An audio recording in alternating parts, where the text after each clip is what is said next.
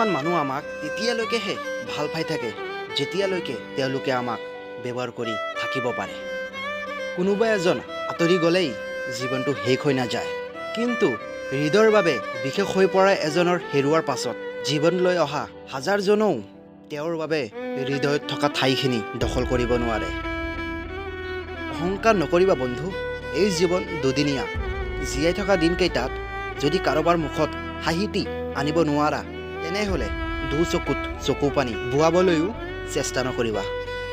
কোনেও কাকো নাপাহৰে, স্বাৰ্থ পূৰণ হোৱাৰ পাছত মাথো আঁতৰি থাকে। জীৱনত ঘটা যিকোনো ঘটনাই এটা কথাই শিকাই যায় যে এই পৃথিৱীত নিজতকৈ আপোন কোনোও নহয়। কিছুমান ৰঙীন সপোন দেখা খুব সহজ, কিন্তু সেইবিলাক পূৰণ কৰা বহুত কঠিন। সমাজে কি কয় কাণ নিদি নিজৰ লক্ষ্য পূৰণ কৰা উচিত, কাৰণ জীৱনটো তোমাৰ, সমাজৰ নহয়।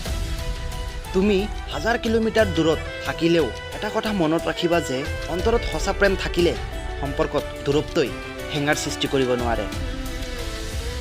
সুখে মানুহৰ অহংকাৰ পৰীক্ষা লয় আৰু দুখে মানুহৰ ধৈৰ্যৰ পৰীক্ষা লয়।